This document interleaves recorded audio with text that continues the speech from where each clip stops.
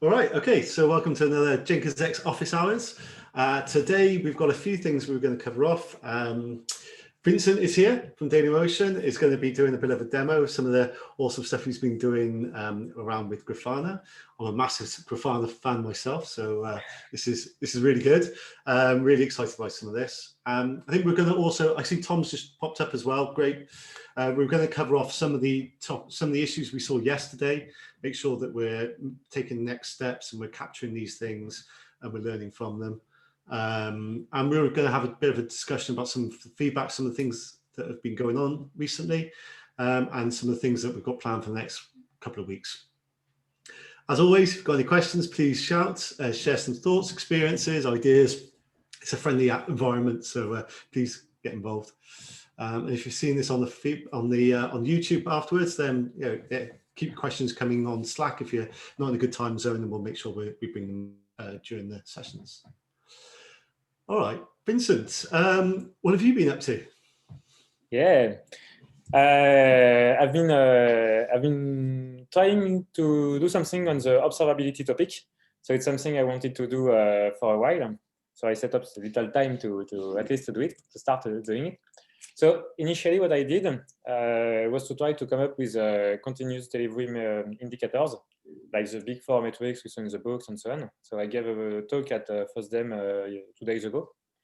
So I did the implementation with a custom collector to collect metrics from Jenkins X, and using Grafana so storing data in PostgreSQL and using Grafana to do the visualization and alerting part. And I really found Grafana awesome. So I extended this work to also collect the logs and metrics from Jenkins X and all the various components that can be installed in Jenkins X setup. So today I'm just going to demo like the basic Grafana setup with Loki and Promtail for the logs and everything. And maybe another time I'll do a demo and explain what I did on the continuous delivery indicators part. And the goal would be to put everything open source so that we don't have to maintain it ourselves. We can share that work with the community, and it will also benefit everybody. Like, it will be awesome to have an out of the box experience with Jenkins X, which comes with observability built in. So okay. So I'm just going to share my screen. I can share my screen. Can you please allow me to do that? Yeah, 1 second. Okay, try again. Yeah, good. Yeah. Yeah. So yeah, I just started to do the setup and a few dashboards. So it's not finished yet. There are still a few things to do, like different pull requests to make sure every component can talk to Prometheus or whatever, set up the logs. So just to give you an idea, for example, for Lighthouse, what we can do is that we can have a single dashboard where we can have metrics from Prometheus.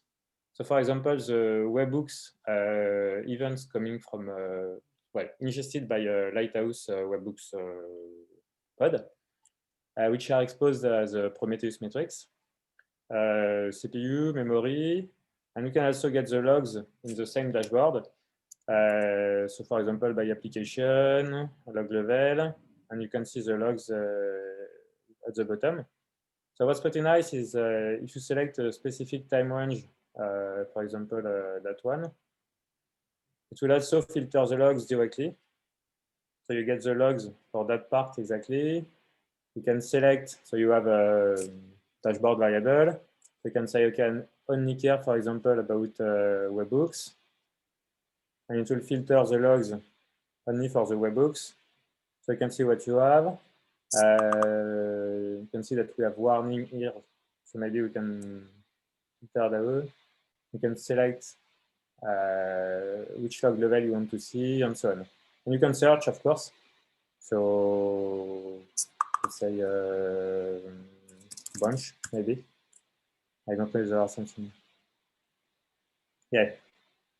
So it's there should be branch somewhere in here. So it's finding it.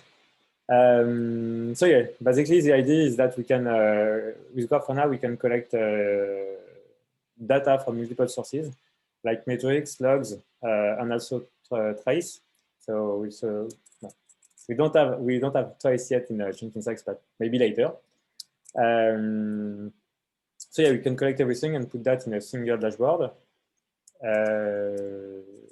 Another example is a Tecton, for example. So you can see the pipeline run or task run controller. So yeah, what I did was to just show the number of nodes in our cluster next to the number of pods, because we have a cluster auto-scaling setup. So we can see that when the number of pods go up and down, the number of nodes is also scaling up and down. Number of running pipeline too. So it's related, of course. And the logs. Same, you can filter on a specific time range. You get the logs for that time range, and everything is updated at the same time. You can see failed pipeline and so on. So that's this information is coming from a Tecton controller, which is exposing Prometheus metrics. What else do I have? Yeah, Start Manager, for example. So we can do that for different components we have in Jenkins X. So you can see the status of the certificate. So everything is ready, but if you have a non-ready certificate, you can see it. So the log is not poetry yet because they are not exposing logs. You don't have a configuration to write the logs in a JSON format or something like that. So they have a ticket to work. There is a GitHub issue to work on that. But yes, it can be improved. But the idea would be to have data from everywhere, and yeah, we can list. So we can also have table, for example, to show all the certificates we have. So like right now, we have 24 in our cluster. So it was a bit too much for the table. That's why I didn't put it. But we can do things like that. What else? Yeah, the little cluster overview with the number of nodes we have, the CPU, memory, and preview environment. So that developer can see the logs from their preview environment. So we can see the number of pods running per preview environment. And the logs per preview, which is a namespace, or by application, because we have applications that are deployed in multiple preview environments. Like for example, we have an API, which is deployed in the preview environment for the API, of course, but also for the UI component, because it embeds the API. So sometimes we want to look at the logs of the API, like in every environment or in the preview for the UI. So you can do a lot of things and filter the logs, which are not really well pointed for the moment because I just need to set up our application to log in JSON so that it's easier to format. So that was for the dashboard. One more thing that you can do. So you have an explorer where you can look for some, well, discover what you have in your cluster. So let's say, just want to do a little demo of the twice and integration between logs and twice. So just need to do container. So with a nice auto completion, so you don't have to remember everything. Just maybe a bit more time. No.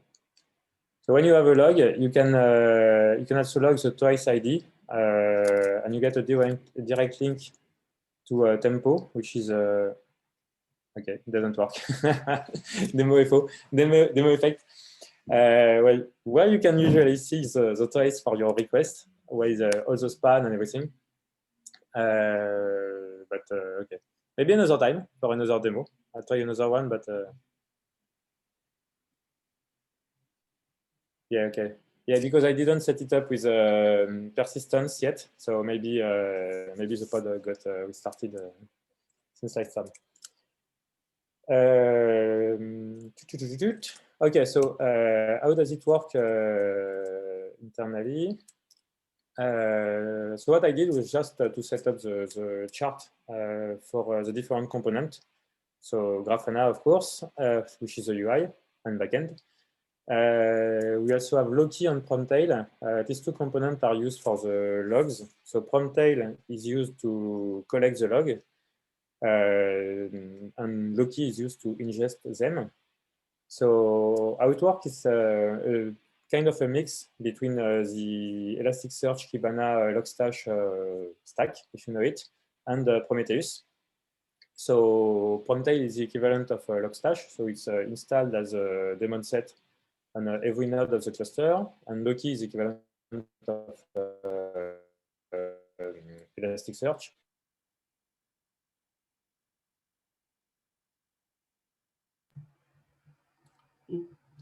Just log lost. page. Instead, it will treat the logs as a stream, and it will just put some annotation on the stream, some label. It's the same way Prometheus works, so that you can define. So if you have a look at the Promtail configuration, if you know Prometheus, it's very similar to Prometheus configuration. So you have action, and you can work on the label for the source. So it's going to read JSON log files. You can set specific label to find your logs. You can also drop specific files, for example. In our case, for example, we don't care about all the build pod from Tecton. So all the pod which have the label Kubernetes managed by Tecton, we're just dropping them. Same, we have one Jenkins static Jenkins setup, so we don't care about the logs from the slave. So we just say all the Jenkins label with a slave value, we drop them, and so on. So it creates stream of logs data, which are sent to Loki. So it's where it's very efficient is that Loki will just index the metadata and not the whole data. So if we just have a look at, let's say, the monitor space. So you can see that Loki is using not even 100 megabytes, which is not a lot if you compare that to Elasticsearch, where you would need like a few gigabytes. So it's really awesome because it doesn't cost it costs nothing, and you can store your data in a local persistent volume. That's what we are doing in this proof of concept. Or you can even store them directly in a GCS bucket or S3 bucket and so on, if you want a different kind of persistence. So there is a complex configuration, but you can do a lot of things with it. So Promtail deployed on every server. As you can see, it doesn't use much memory or CPU. A lot less than the Datadog agent we also have, because we are using Datadog historically. So it's much better than Datadog. And yeah, the only one which is using a lot of memory is Prometheus. So yes, it's just M5 setup with setting up the chart. One interesting thing I want to note before finishing is that the way we are sharing dashboard. So Grafana has a nice feature which allow it to auto-discover the dashboard from config map. So you can define all your data source directly, like Loki, Tempo, Prometheus. And you can also configure a sidecar container, which will use find the dashboard from a config map. And I don't remember where it, yeah. There is a setup to, yeah, this is the label. So you just add a label to your config map, which is Grafana dashboard.leo for us. And every config map that is run with that label will be treated as a Grafana dashboard. So we have another release which is a local chart. So with an file, you can also have a local chart. You don't need to put them in a specific repository and store them in a Helm repository and so on. And locally, yeah, we just have one very simple template where we just use a config map with the right label. And we just load the file. And so we can put our dashboard in JSON directly. So we export them from Grafana. We put them directly in our chart files. And when we update the chart, it will just update the config map, and Grafana will reload them automatically. So that's a pretty awesome way to share dashboard. That means people will be able, like in Jenkins X, we can ship n chart with a predefined dashboard, and people will be able to override them if they want and just put them in.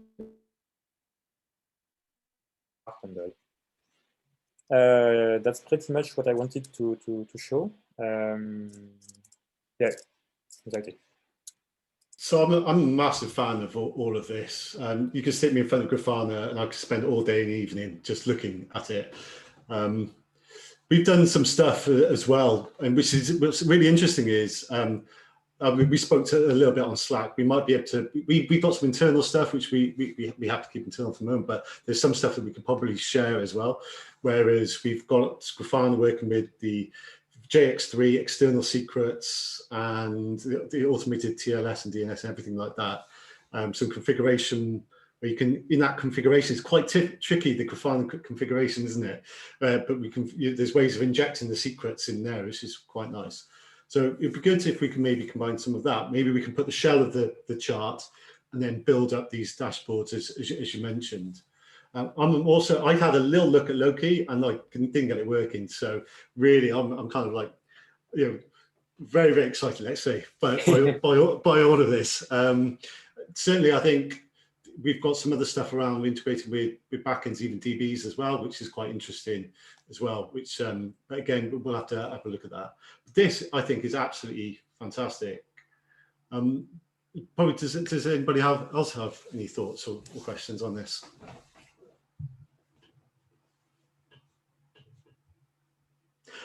I've got another one just quickly. I just forgot one more whilst other people can think. I love the alerting as well. So you can set thresholds. So what we've got is we never did quite well with the Slack bot. So we've got failed pipelines, for example. We get an alert into Slack, and it can all be in Git. So it's all GitOpsified. It's all all automatic, as you mentioned. Just spin it up, and you get everything all out of the box. The configuration, and the dashboards as well. So that's really quite cool as well. Right, somebody else asked a question. That looks awesome.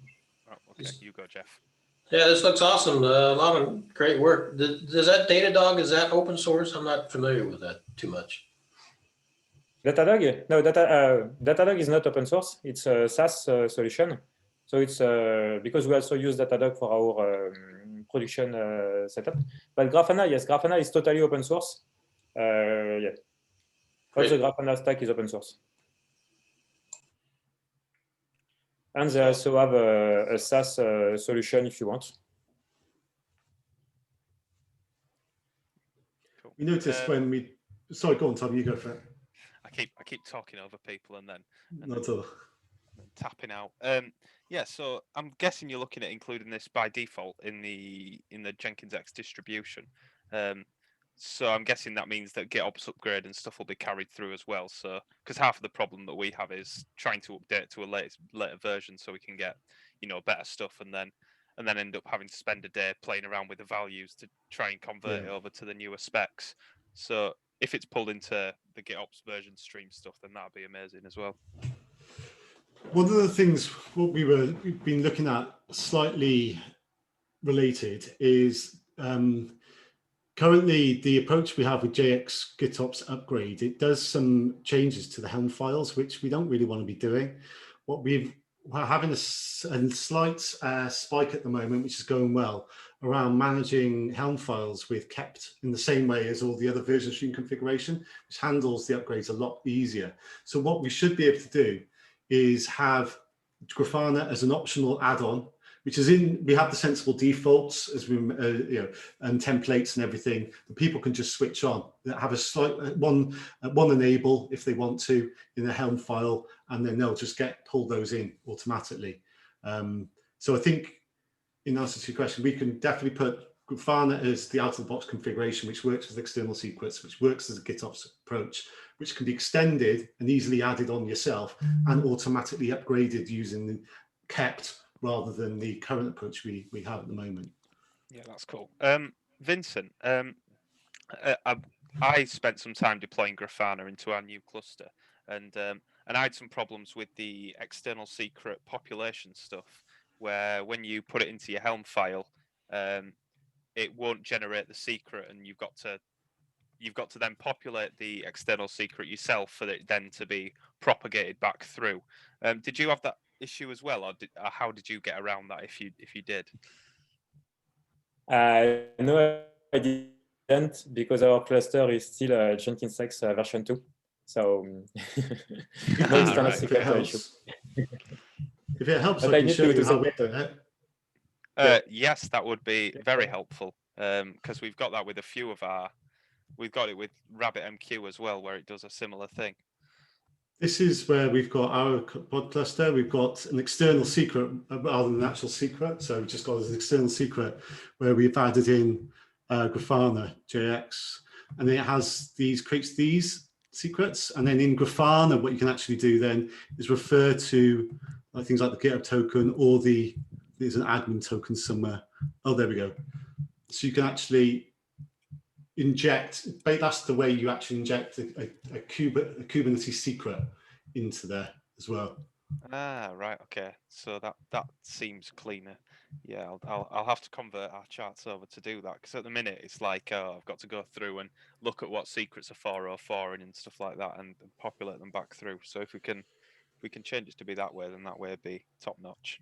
One of the interesting things we found is it's the trade-off of relying on a normal Kubernetes secret that's in the chart that gets automatically converted into an external secret by Jenkins X, and then doing the populate yourself. There's one way, or using a generator. That's kind of good in one way, because it sorts out all of the mappings and the back end as well. But by using an external secret directly, then you have to set the backend type yourself.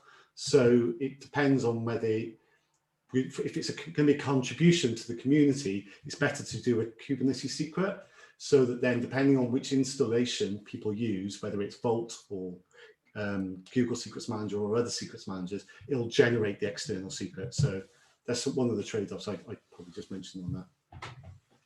One of the things that Chris has been working on with part of the secret changes, which you bumped into Tom this week, is and one of the things we kind of wanted to do for a while is, if you have a chart like RabbitMQ or Grafana that has a secret that's created by the chart, which usually has auto-generated stuff in there, or can sometimes have. Now, most of the time, the auto-generated stuff is rubbish, and you should really populate it with a real secret. But sometimes it's useful, like in RabbitMQ, and sometimes it's a dynamically generated cert or some random thing.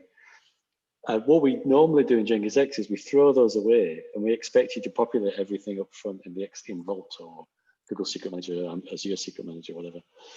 One thing we're looking to do, just to make the user experience a bit easier, is if you have a secret that's created by a chart and there isn't a generator configured for it, basically pre-populate the external secret store with that data to start with. So if RabbitMQ has a default value for a secret, start with that. Whereas right now, we don't start with anything unless it's a configured generator. So as charts come along, we fix them in the version stream to have a good generator.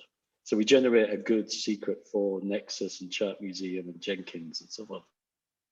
But if you take an off-the-shelf chart, by default, there's no secret created, and you have to either manually populate it in Vault or wherever you're storing your secrets, or you have to manually configure a generator of some kind. But it would be nice if we at least were no worse than Helm. So at least we pre-populated the external secret with whatever the chart outputs. It's normally rubbish, but at least it gets you started. And then Yeah, once you start, you can RabbitMQ pick the generates consensus. a Erlang secret and things like that, which, you know, Yeah. sometimes you're not quite, you have to go then digging through the chart to find the command Yeah. which they're using to then Yeah. run it yourself to then populate within Vault. Absolutely. So it would be good at least to take, plus quite a lot of secrets are not really secret. They're just like config data, and there's maybe one real secret in there, but there's other random stuff there. So it would be good to at least pre-populate the secret store with whatever comes out from the chart. So it just makes it easier that you can just basically install any chart and it would just work, rather than, as you found, there's some charts that don't work and you have to go through this dance to figure out how to populate it.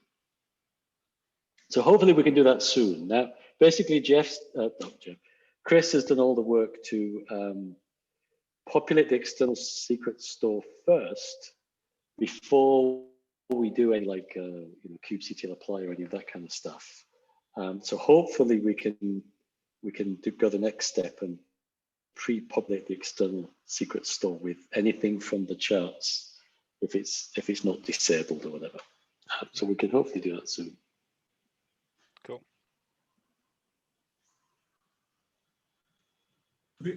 Before we go on to some more of the secret stuff. By the way, Vincent, awesome demo. I love it. Yeah, I was gonna push it back to the Grafana thing because I felt like I dragged that away a little bit.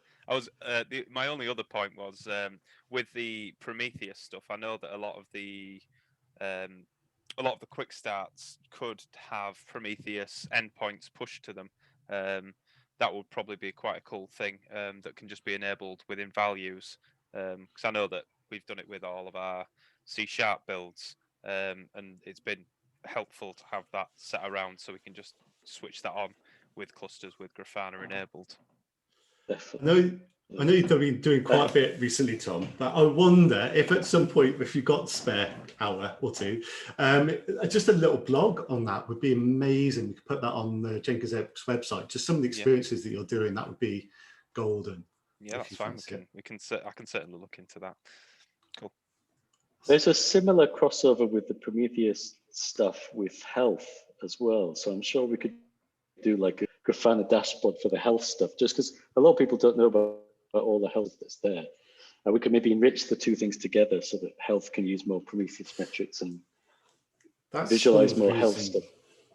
That's why I love all the alerting as well, because Grafana has all these plugins already. It's just then, they've got a great community around for these kind of things. Whilst, when I think back to the Slack bot we tried, it's, do we want to be in the, if other things are doing it can do it for us and better maintained, then it's better to kind of use these things as well. Just don't reinvent the wheel, I guess. If people have written good tools, then use the good tools. Absolutely. There's things like PagerDuty, not that I'm sure anybody particularly wants PagerDuty, but some people might want PagerDuty. There is all kinds of integrations that they've got there. But again, one of the other great things as well was I'd focused personally when I'd had a bit of time looking at just maybe the database side of things and also just getting, visualizing directly. But then the Loki stuff that Vincent has done then, it takes a bit of time to kind of looking, investigating things, learning about these things. But once you then start putting that into the context of Jenkins X, it really, really helps. And then really, get a build a community around it, which I think is brilliant. Vincent, particularly what you've done there.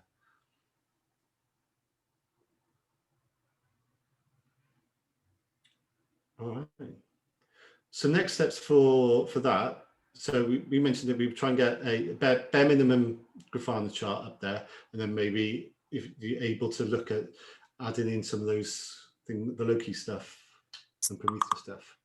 Yeah, of course, sure.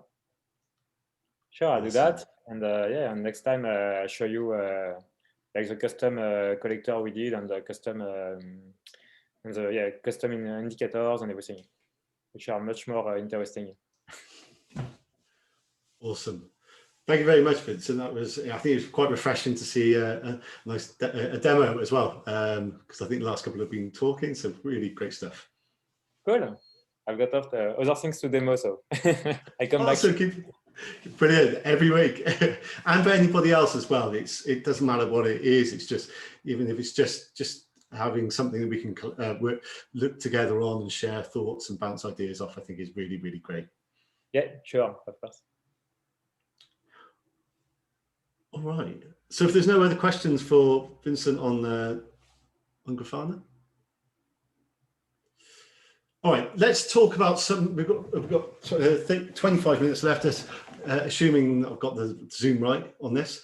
We're probably going to talk about some of the things that have gone out recently, see if we can get any feedback, but also let's try and talk a little bit about yesterday, because we had some issues that went out. Let's speak openly about it, make sure that we're capturing what needs to be done. I think there was a fairly good discussion with a lot of people involved on Slack yesterday. So thanks to everybody that got involved in that and helping. If anybody wasn't aware, there was there was a change to one of the challenges we've had with Jenkins X is having decoupling the external secrets. And so far, we initially had Vault being managed by GitOps with Jenkins X, which was okay, but we kind of learned that people may have their own Vault, people might have other secret storage, but tying Vault into the workflow, the managed workflow of Jenkins X, it was kind of, there's some bootstrapping order there. It was quite tightly coupled.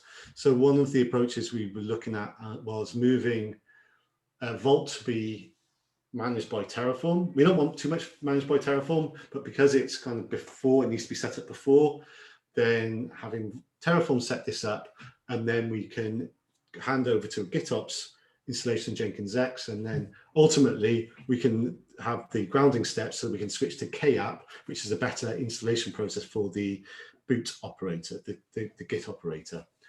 So that was kind of a bit of the context.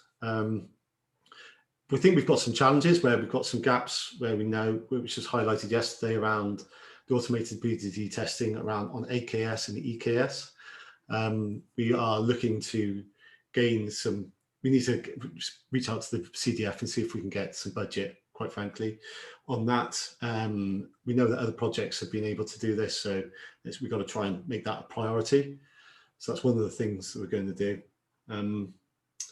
And we also touched on earlier about moving to kept approach of managing Helm files, which we think will really decouple some of the dependency of a JX GitOps upgrade. It's a new CLI binary to do an actual upgrade. So that's two of the things that we know have been covered. Did anybody else want to share any thoughts or any feedback that we have? Because I know that it cost some people some time yesterday, and we know that we providing a service to people, we need to be ensuring that we have a stable platform, that people are receiving updates. And if there are any changes to be highlighted, we want to be describing them in a consumable way. So yeah, does anybody want to jump in on that? I think really the thing that sort of caught us out, that like pushed us into the trap, was we were creating and updating our production cluster, and we sort of needed to do a Terraform upgrade on it, and then obviously doing the Terraform upgrade then meant that we got caught between two versions almost, where we had the Vault within JX Vault and the Vault within the secret infra, and we were just sort of mixed between the two, and then trying to update the old one to be the new up-to-date version. You just then, by trying to stay up to date, you end up shooting yourself in the foot because something else breaks. And so really just being able to keep that version locked down, because my worry with like the LTS stuff is that you'll sort of sit on the LTS and then all of a sudden you'll do an upgrade, and then instead of one little fix that you've got to do, it's 50 fixes along that way and applying all the migrations. So it's really just a way to stay up to date without getting real cutting edge. But then obviously for you guys, managing 3 version streams is a pain for you. I think there was a responsibility we have as maintainers to ensure that the changes aren't, they're not going to break people. And I think there's a lesson that we can learn, whether that's extra steps to think there's changes coming in. Are there any migration steps that we need to do? Is it a backwards compatible changes? Those things.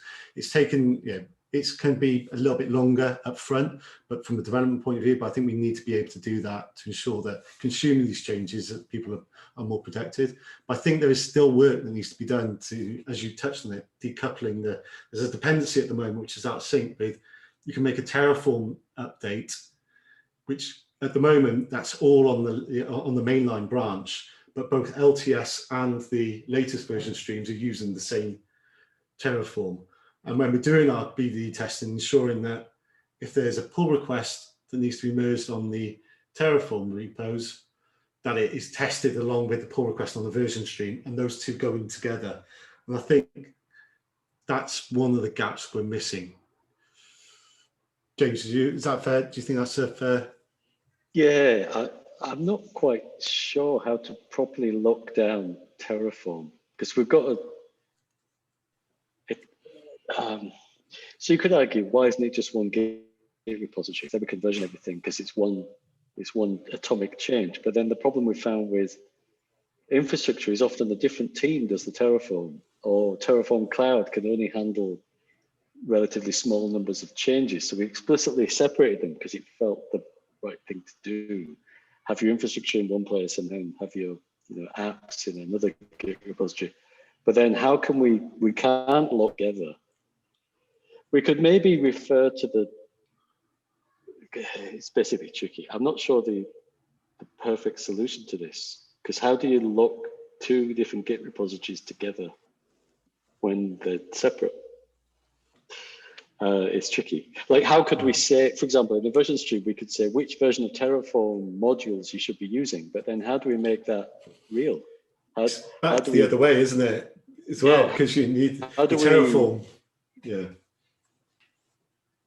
It's a tricky one. Maybe we start with doing reporting, that we try and get you to use the right versions of Terraform module. Like, we lock down the Terraform modules first. So we always use a version of everything. We never use master for all the Terraform modules. And then maybe we try and do reporting where the version stream says which versions of Terraform you should be using. And if you get out of date, then you upgrade them or something. So we try and keep you on old Terraform by default or something. I don't know, we could try that.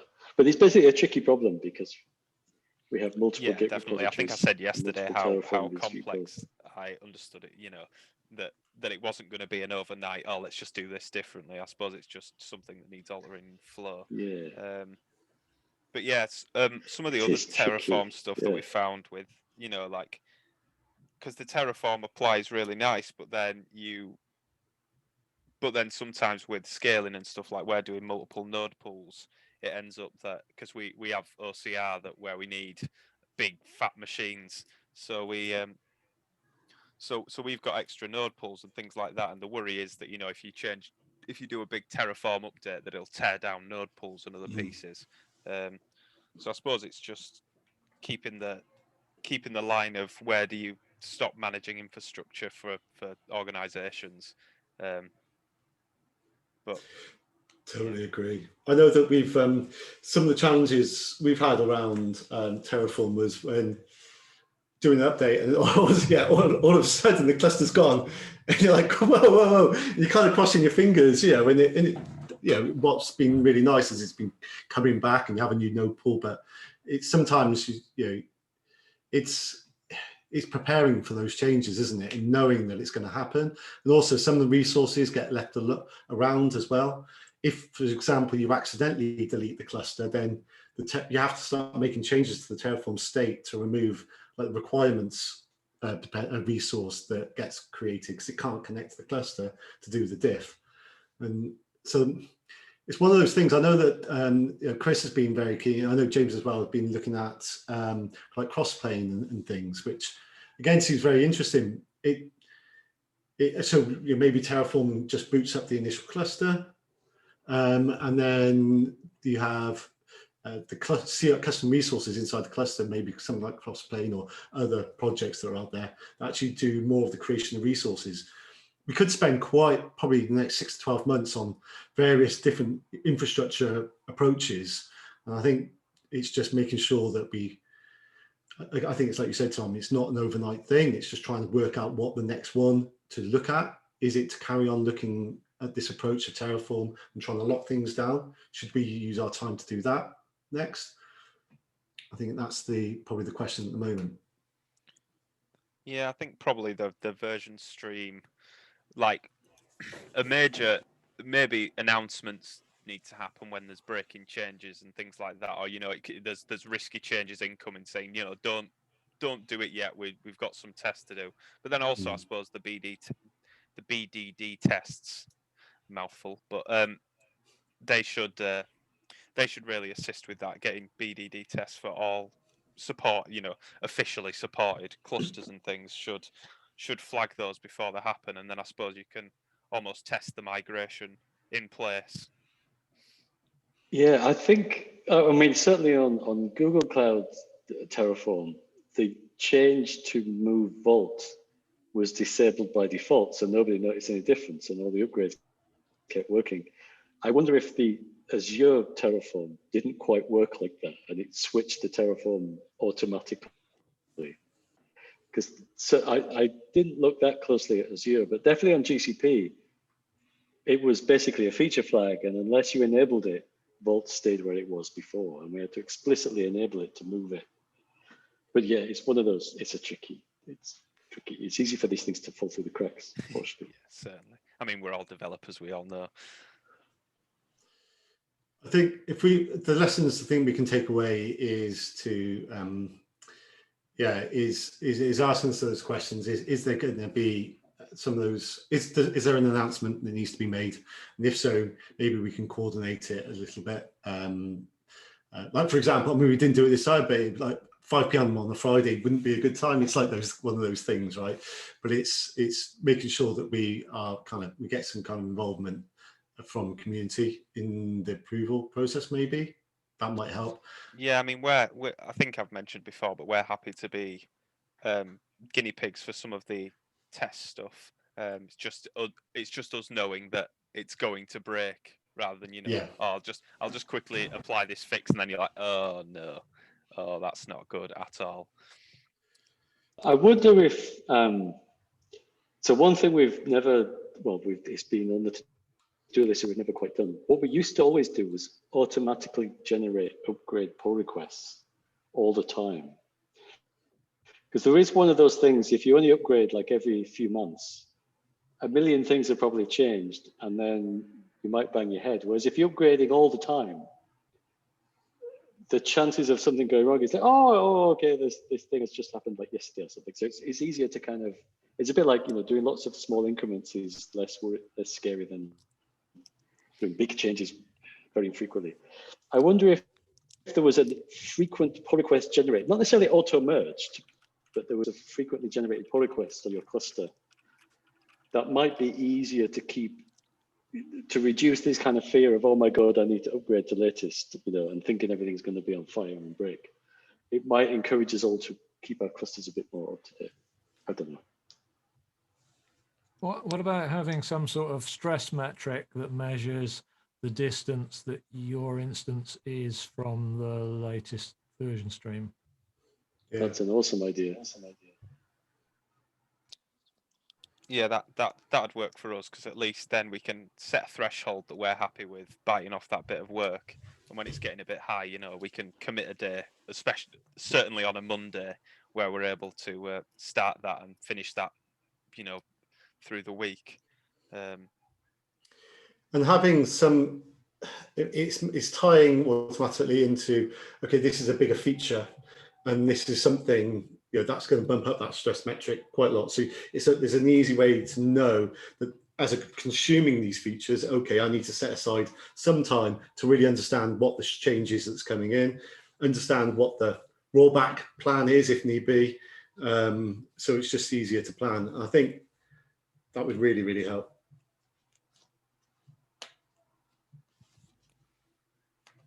Let's capture that. Yeah, and I mean, maybe some way for us to have along with, you know, maybe Slack alert or email or something like that to just when you step over your threshold. I suppose that you could probably add it into JX Health, couldn't you? Yeah, definitely. What you could have is a little icon of James's face looking increasingly stressed. I don't think I've ever seen James look stressed. Which James? I'm definitely stricken out. I saw you yesterday looking a bit stressed. Me, you can see my hair was just pulling out yesterday.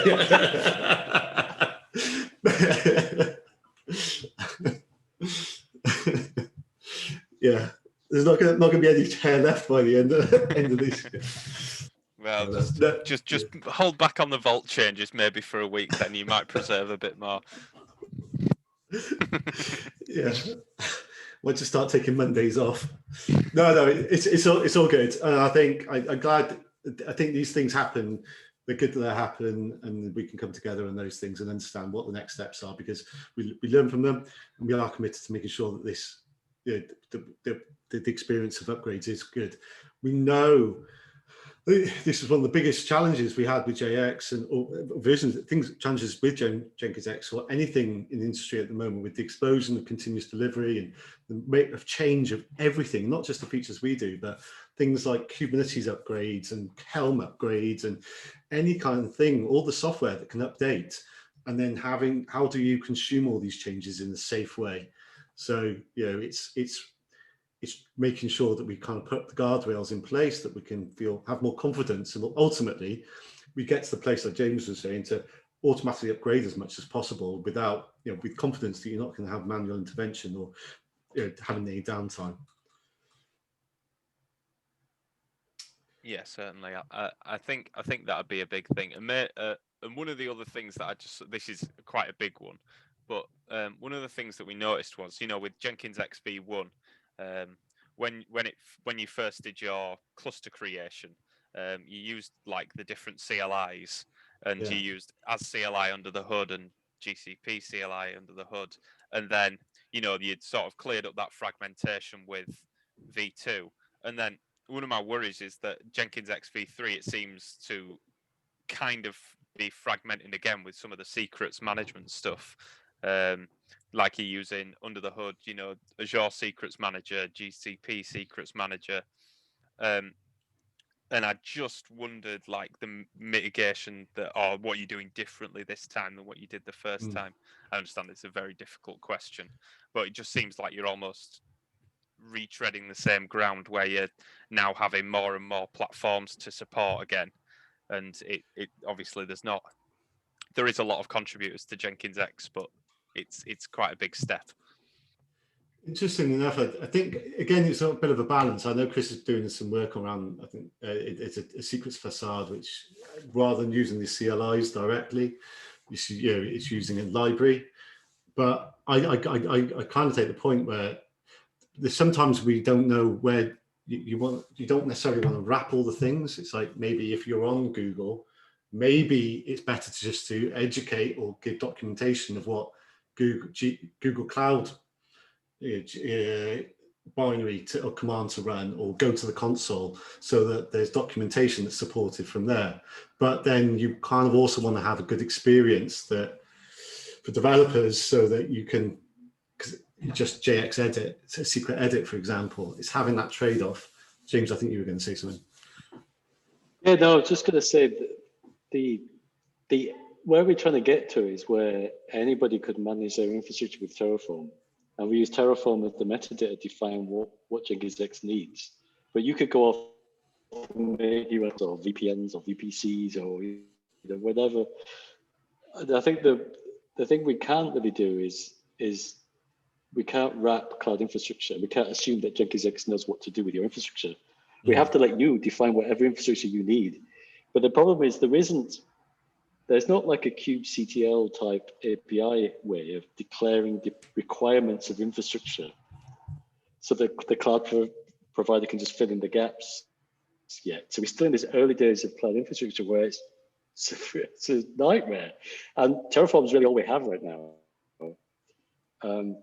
Maybe in a few years' time, we have better abstractions where, it's almost like in dependency injection with Spring and stuff. We could just say, look, we need 3 buckets, we need some IAM roles, and we need this, that, and the other.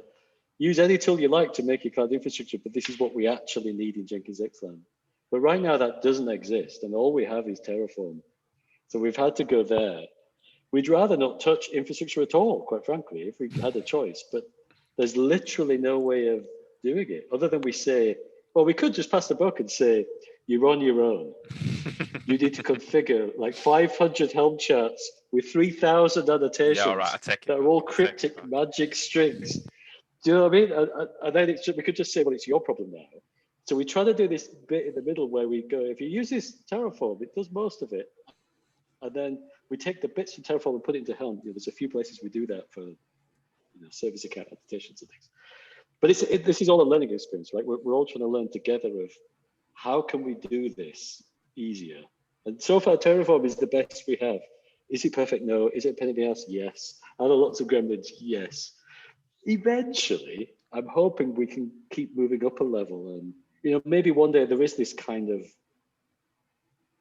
requirements definition works across Kubernetes. The crossplane looks interesting. I mean, it's not there yet. I'm not saying use crossplane at all, but one day maybe crossplane could be the kind of pseudo CRD thing where we could just say, these are the things Jenkins X needs. You implement them however the hell you want, and we have a way of verifying the infrastructure matches requirements, which is the big thing that doesn't exist, right? What we'd rather do is say to you, make your own infrastructure however the hell you want. We don't really care. But we need a way of knowing that the service accounts all have the annotations, so they have the cloud IAM roles and all these kind of things. Because really all we care about is we need some buckets, we need ECR container registries to work, and we need to know all the cloud IAM roles work. But there's no way to even do that. I mean, there isn't even a way to describe what cloud IAM roles look like on service accounts that were multiple clouds. So we're still in the early days of cloud, I think, even though it feels like it's been around for a very long time. Sorry, I think you just invented Groovy for infrastructure. Don't say that, Terry. No! Don't fuel the fire. This is not, I don't think anything's going to happen in this space for a little while, but I do think, we've had random discussions on Slack about this, but I think at some point, we could pretend we're all using something like crossplane, and we could define these pseudo CRDs to describe the kind of thing we all want, and we could write like adapters that go, we're going to look at the output of Terraform, and we're going to kind of munge the data together to kind of pretend we're in this world where there's universal CRDs for defining all the cloud infrastructure. And we can, operate at this slightly meta layer. I do think we'll end up there eventually, but there's a lot of, it's a long way to go to get there. Yeah.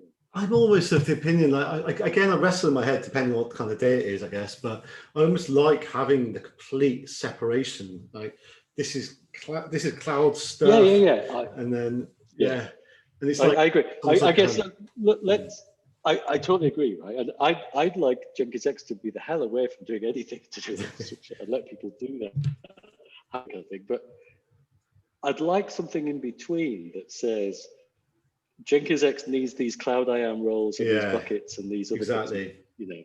These are the CRDs for what Jenkins X absolutely, definitely needs. And then a way of verifying the output of Terraform and going, your Terraform is missing a bucket, or there's a role missing, or there's a whatever. So then you could do whatever you want with Terraform, or you could not use Terraform. You could use gcloud CLI, AWS CLI, use whatever you want. But if we had a way of verifying the infrastructure, that would be amazing. But that doesn't even exist. For example, external DNS, like it would be, I mean, it's complicated, but it would be amazing if you wanted to add external DNS on, then I don't know if there's value in just good documentation to do it, or if there's value to having a tool that goes, okay, here's the Helm file update, but also here's a PR to the cloud, your infrastructure gatekeeper that does the Terraform stuff.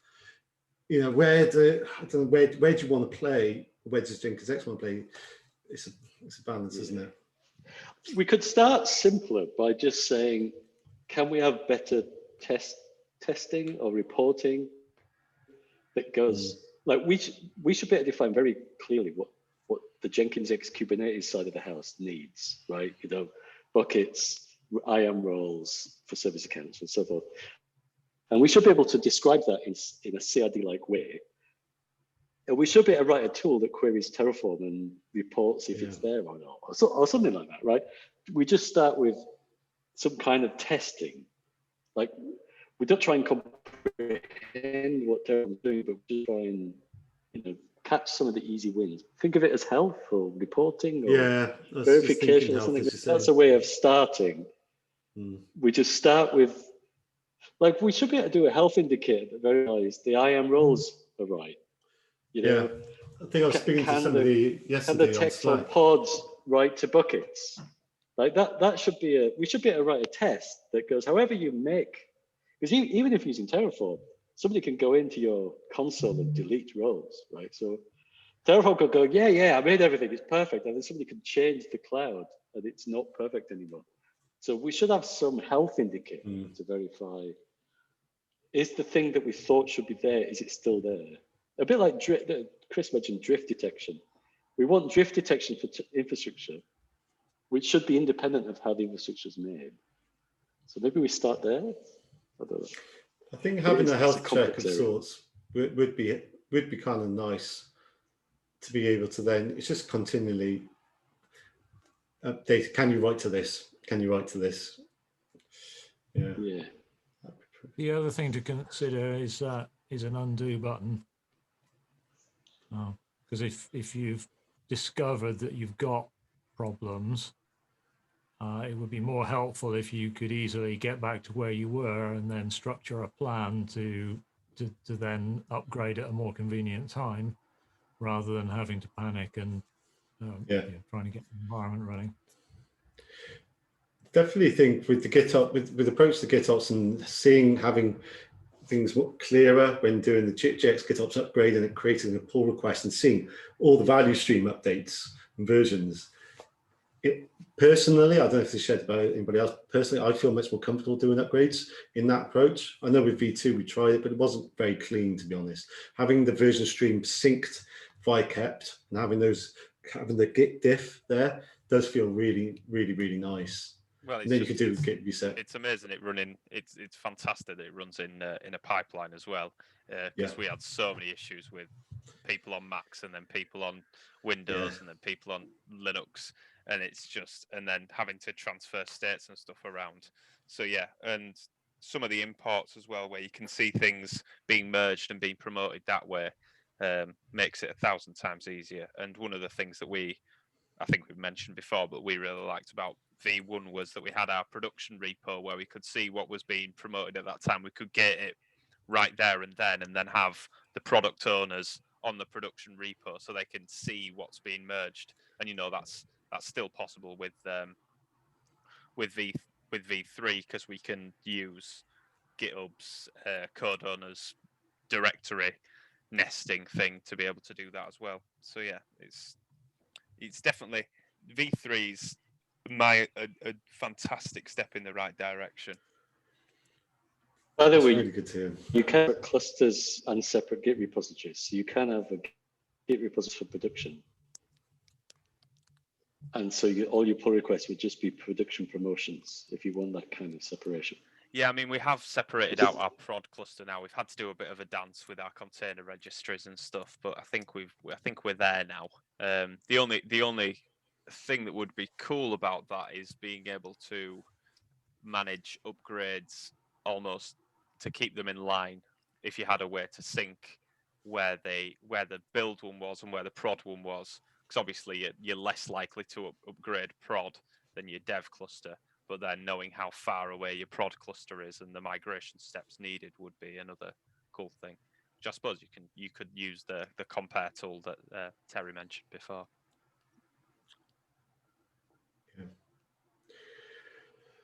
We're a little bit over time, but that was really, really awesome. I love the proper discussion there as well. I've got taken some notes, so we'll turn those into actions as well. We can come back and talk follow those up on Slack. Just want to say again, a big thank you to Vincent. If you're still there, thanks, fantastic earlier to kick us off. I think everybody appreciated that. Good. Yeah, of course. Me too. Looking forward to the next demo you do. Yeah, maybe in 2 weeks if I'm not on vacation. Otherwise, in one month. Perfect. Awesome. I'll tell you. All right. Okay. So should we leave it there if that's okay with everyone? Yeah, sure. Brilliant. Thanks a lot to everybody. Again, thanks to Vincent. See you all in 2 weeks. Yep. See you See online. guys. See you soon. See you. Cheers. Bye. Bye.